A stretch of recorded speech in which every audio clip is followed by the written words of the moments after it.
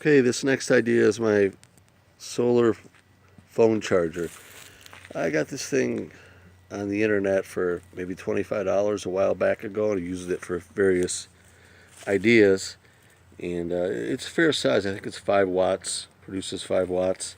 Anyway, what I had done with it, we're out here in the sun right now, but the lead cable I'd hooked up to a transformer. Essentially, it's the same thing as this right here. It's one of those car plugs. It turns your car electricity into something you can use for USB. So it converts from 12 volts to, I think it's 4.2, 4.5 volts, somewhere along those lines, in the right amperage as well. I believe this is a 1 amp. And same thing with this that I have here. So all I did was I took some alligator clips and I attached them to positive and negative. Negatives on the side, positives on the top, I believe. And I just kind of caulked it on there. I didn't solder in case I ever wanted to release these alligator clips. I could do it pretty easily. And then what you can see right here, I believe, is that it is indeed charging. It's hard to see the screen in the direct sunlight.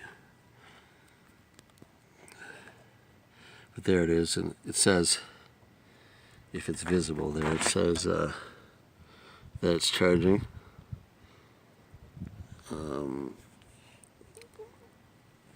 So that's nice.